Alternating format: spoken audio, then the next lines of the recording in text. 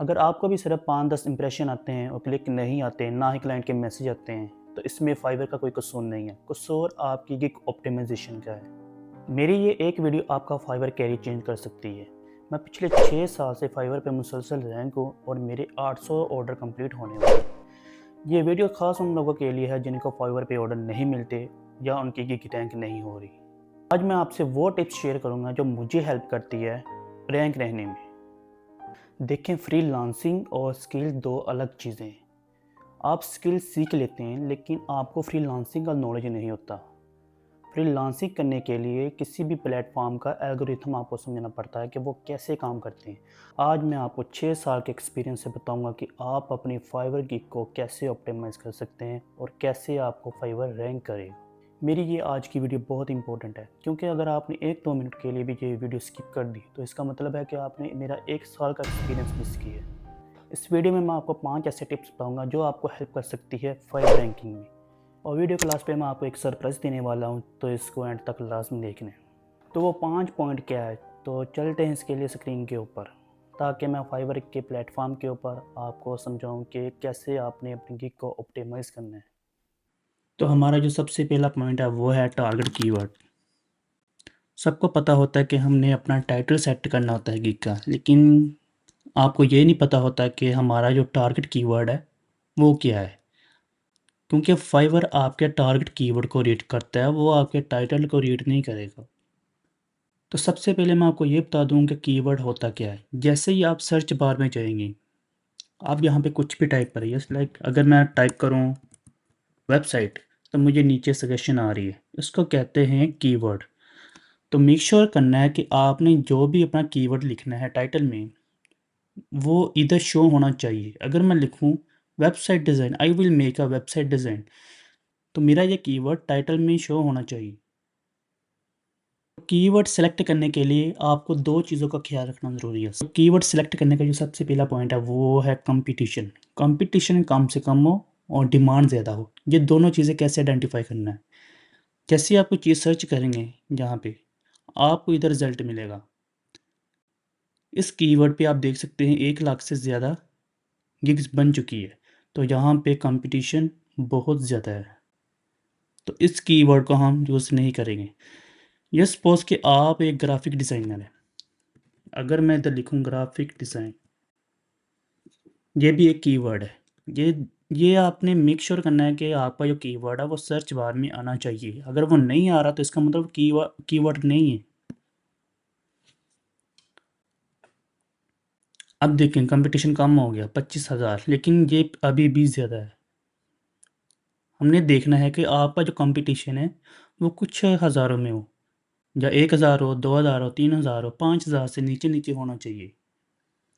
तो हम जाएंगे माइक्रो निश में। देखिए, जो ग्राफिक डिज़ाइनर होता है वो बहुत सारे काम करता है। वो लोगो बनाता है, बैनर बनाता है, पोस्टर बनाता है, काफ़ी ज़्यादा चीज़ें बनाते हैं। जब हम माइक्रो निश में जाते हैं तो इसका मतलब वो बंदा वो स्पेसिफिक काम ही करेगा। फॉर एग्जांपल, अगर मैं कहूँ कि I will make a banner, I will make a LinkedIn banner, I will make a logo, तो ये एक स्पेसिफिक हमारी निश होगी। अगर हम यहाँ पे लिखें लिंक्डइन बैनर, ये देखिए कीवर्ड हमें शो हो रहा है। अब हम इस पे क्लिक करते हैं तो ये देख सकते हैं कितना कंपटीशन है, बहुत ही कम ज़्यादा है। तो ये देख सकते हैं कि कितना कंपटीशन है। तो ऐसे हमने अपना कीवर्ड सिलेक्ट करना होता है जिसमें कंपटीशन कम से कम हो। अब हमने ये सिलेक्ट तो कर लिया अपना कीवर्ड। अब हम ये कैसे आइडेंटिफाई करेंगे कि इसकी जो डिमांड है वो कितनी है। तो इसको चेक करने के लिए आपने ये देखना है कि यहाँ पे जो सेलर है इनको कितने ऑर्डर मिले हुए हैं। अगर उनको 100 से ज़्यादा ऑर्डर मिले हुए हैं तो इसका मतलब है कि यहाँ पे डिमांड ज़्यादा है। अगर उनके पास सिर्फ कुछ 4-5 ऑर्डर है, इसका मतलब वहाँ पे डिमांड नहीं है। देखिए, ये दोनों चीज़ें होना ज़रूरी है। कंपटीशन कम हो, डिमांड ज़्यादा हो। अगर कंपटीशन कम है और डिमांड भी कम है तो आपने उस कीवर्ड को चूज़ नहीं करना। यहाँ पे हमारा जो कंपटीशन है वो भी कम है और डिमांड भी ज़्यादा है। तो इस तरह हम अपना कीवर्ड सेलेक्ट करेंगे। तो ये था हमारा पहला पॉइंट। अब जो दूसरा पॉइंट है वो है आपकी जो डिस्क्रिप्शन होती है वो रीडेबल होनी चाहिए। अब मैं यहाँ पे कुछ ये को ओपन कर लेता हूँ। आपने जब भी अपनी डिस्क्रिप्शन लिखनी हो, जिस कीवर्ड के ऊपर आपने गिग बनानी हो, वो कीवर्ड आपने पहले सर्च कर लेना है और टॉप पे जो आपको सेलर शो होंगे उनकी आपने डिस्क्रिप्शन रीड करनी है। आपने देखना है कि वो क्या चीज़ें मेंशन कर रहे हैं। तो जैसे उन्होंने अपनी गिग को, अपनी डिस्क्रिप्शन को मैनेज किया हुआ है, तो आपने भी कोशिश करनी है उससे अच्छा करें। मैंने बहुत ज़्यादा न्यू सेलर की गिग ऑडिट की है और उनमें ये मैंने मिस्टेक देखी है कि वो जो डिस्क्रिप्शन लिखते हैं उसमें कोई स्पेसिंग नहीं देते और वैसे लिख देते हैं, ना वो बोल्ड करते हैं ना कोई हाईलाइट करते हैं। ये देखिए उसने कैसे इसको अच्छी तरह मैनेज किया हुआ है। देखिए जो आपकी डिस्क्रिप्शन होती है वो रीडेबल होनी चाहिए। ये ना हो कि आपने कोई स्पेसिंग नहीं दी, किसी की जो आपकी हेडिंग है उसको आपने बोल्ड नहीं किया या हाईलाइट नहीं किया, तो जो आपका बायर होता है, क्लाइंट होता है, वो इसको रीड ही नहीं करेगा। आपकी डिस्क्रिप्शन में जो पहली 2 लाइनें होती है वो बहुत इम्पोर्टेंट होती है। कोशिश करें कि पहली 2 लाइनों में आप अपना सॉल्यूशन बताएँ, जो आप अपनी सर्विस दे रहे हैं, आप वो बताएँ कि मैं आपके लिए क्या करूँगा। दूसरे पैराग्राफ में आप अपना शॉर्ट इंट्रो करवा सकते हैं, जैसे इन्होंने करवाया हुआ है। इन्होंने फर्स्ट पे करवा दिया, लेकिन बेहतर है कि आप दूसरे पैराग्राफ में लिखें और उसके बाद अपनी आपने सर्विस देनी है। सर्विस आपने अपनी ऐड करनी है बुलेट में। जो चीज़ें भी आपने प्रोवाइड करनी है वो आपने बुलेट में इस तरह लिखनी है जैसे इन्होंने लिखी हुई है। 1 बाय 1 लिखनी है। ये नहीं है कि जो आपकी सर्विस है वो आपने पैराग्राफ में लिख देनी है। आपने बुलेट में देनी है। या पहले हेडिंग दें, उसके बाद आप 1 बाय 1 उसको लिखते जाएँ। और ये भी आपने लाज़मी इंक्लूड करना है, why me, why choose me, why trust me. ये क्लाइंट के साथ आपका ट्रस्ट बिल्ड करेगी और जो चीज़ जहाँ पे आपने लिखनी है वो आपने करके भी देनी है। सो इन शॉर्ट आपकी जो गिग डिस्क्रिप्शन है वो रीडेबल होनी चाहिए। जो कुछ भी आपने लिखना है वो शॉर्ट पैराग्राफ हो और क्लियर हो और हाईलाइट हो। जो आप और जो आपके मेन कीवर्ड है उनको आपने हाईलाइट कर देना है। जैसे ये बनाते हैं फेसबुक लिंक्डइन कवर, तो इन्होंने इस कीवर्ड को हाईलाइट किया हुआ है। तीसरा पॉइंट है रिपीट योर कीवर्ड। जैसे ही आपने अपना कीवर्ड सेलेक्ट कर लेना होता है, तो उसको आपने 1 या 2 बार लाज़मी अपनी डिस्क्रिप्शन में ऐड करना होता है। जैसे मैंने यहाँ पे 2-3 गिग ओपन की है। अब अगर इनको भी आप एक्सप्लोर करें, इनका जो कीवर्ड था लिंक्डइन बैनर, इसको आपने करना है कॉपी। तो हम चेक कर लेते हैं कि ये इन्होंने कितनी बार रिपीट किया है वो। ये देखें, इसने 1 बार इसको रिपीट किया हुआ है, तो ये रैंकिंग में आपकी हेल्प करता है बहुत। तो ये आपने लाज़मी ऐड करना होता है। इसका भी हम चेक करते हैं इन्होंने कितनी बार ऐड किया हुआ है। इन्होंने 2 बार ऐड किया हुआ। तो कम से कम आपने 1-2 बार लाज़मी करना है और ज़्यादा से ज़्यादा ये 3 बार हो। ज़्यादा भी आपने इसको रिपीट नहीं करना, क्योंकि फाइवर फिर इसको स्कैम समझेगा। जैसे इन्होंने 2 बार किया हुआ है इधर। और कोशिश करें कि आपका जो कीवर्ड है उसको अपने पैकेज के नेम के साथ भी ये मेंशन कर दें। For example starter LinkedIn banner, standard LinkedIn banner, premium LinkedIn banner. तो इस तरह भी आपको इस हेल्प मिल सकती है रैंकिंग में। आप इधर आपने एक और बात नोट करें, जो हमारी पैकेज की डिस्क्रिप्शन है इसने उसके अंदर भी ऐड किया हुआ है, तो ये बहुत अच्छी बात है। तो आपने कोशिश करनी है कि आपका टारगेट कीवर्ड हो, आपके टाइटल में तो हो गई, आपने अपनी डिस्क्रिप्शन में भी ऐड करें, आपका जो गिग का पैकेज नेम है उसमें भी ऐड करें, जो उसकी डिस्क्रिप्शन है उसमें भी कोशिश करें कि ऐड हो जाए। अगर इधर आया आप ऐड ना भी करें तो कोई बात नहीं, लेकिन अगर एडजस्ट हो रहा है तो उसको लाजमी ऐड करें। और ये आपका टारगेट कीवर्ड आपकी एफएक्यू में भी होना चाहिए। जहाँ पे इन्होंने लिखे ही नहीं है, लेकिन वो भी लाजमी होना चाहिए। इसके देख लेते हैं अगर इन्होंने लिखा हुआ है। ये देखें, जैसे इन्होंने लिखा हुआ what should I avoid in a LinkedIn banner.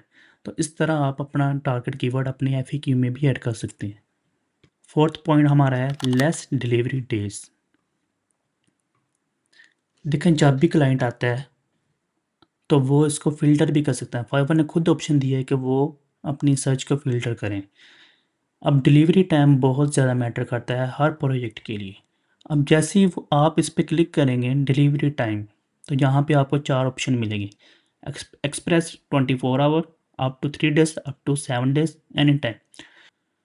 आपका ये पहला पैकेज होता है तो कोशिश करें या तो उसकी डिलीवरी डेट 1 डे हो या 3 डे हो, क्योंकि अगर क्लाइंट ने इस पे क्लिक कर दिया और आपका जो डिलीवरी डेट होगी वो 3 डेज है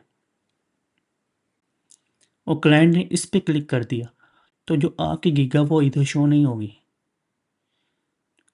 तो फाइवर सिर्फ वही गिग शो करवाएगा जो 24 घंटे में डिलीवरी दे रहे हैं। अब देखें, अब हम इनको ओपन करके देखते हैं। आप इनका पहला पैकेज देखेंगे, उनकी 1 डे डिलीवरी है। जितनी भी यहाँ पे गिग होगी वो सारी 1 डे डिलीवरी में होगी।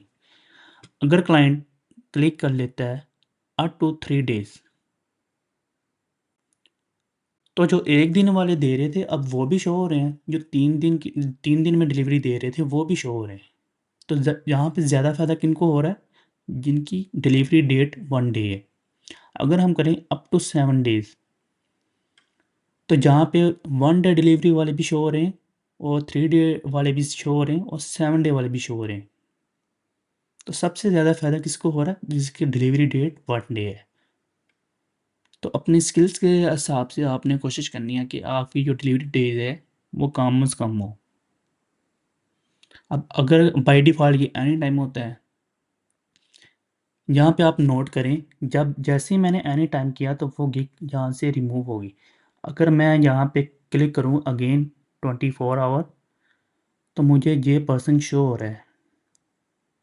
यहाँ पे इसकी गिग रैंक नहीं थी, लेकिन ये 24 आवर की वजह से दूसरे नंबर पे है। और जैसे ही मैंने 3 डेज़ किया, इसकी गिग मुझे फिर शो हुई है। जैसे मैंने 7 डेज़ किया, इसकी गिग मुझे फिर शो हुई है, लेकिन बाय डिफ़ॉल्ट पे ये मुझे शो नहीं हो रही। हो सकता है ये दूसरे नंबर पे हो या तीसरे पे हो। तो हमारा जो लास्ट पॉइंट है वो है अट्रैक्टिव गिग इमेज। अगर आप फर्स्ट पेज पे आ भी जाते हैं और आपकी जो गिग इमेज होगी वो अट्रैक्टिव अगर ना हुई, तो उस पर क्लिक नहीं आने वाले। जब क्लिक नहीं आएंगे तो आपको मैसेज भी नहीं आएगी। तो ये बनाने के लिए आपने अपने कंपेटिटर को ही देखना है। आप अपना कीवर्ड सर्च करें। आप यहाँ पे चेक करें कि सबसे ज़्यादा ऑर्डर किसके पास है। आप उनकी जो इमेज होगी उसको आप एक्सप्लोर करें कि उन्होंने क्या क्या चीज़ें ऐड की हुई है, और कोशिश करें जो आपका टारगेट कीवर्ड है वो आपकी गिग इमेज में हो, जैसे इन्होंने लिखा हुआ है। तो इस तरह आपने अपनी गिग को अट्रैक्टिव बनाना है। और जो गिग इमेज का साइज़ है वो आपने वही सेट करना है जो फाइवर खुद सजेस्ट करते हैं। आप सर्च भी कर सकते हैं। तो ये साइज़ है, आपने इस साइज़ की अपनी गिग इमेज सेट करनी है। अगर आपने ये वीडियो यहाँ तक स्किप किए बगैर देख ली है, तो अब मैं आपको एक सरप्राइज़ देने वाला हूँ। मैं आप लोगों में से 10 लोगों को सिलेक्ट करूँगा जिनकी मैं फाइवर गिग को ऑडिट करूँगा, उनकी स्क्रीन कोडिंग करूँगा और अगली वीडियो में उनको अपलोड करूँगा। तो करना आपको ये है कि आपने चैनल को सब्सक्राइब करना है, वीडियो को लाइक करना है, और जो आपकी गिग का लिंक होगा वो आपने कमेंट में देना है। मिलते हैं अगली वीडियो में। अल्लाह हाफिज़।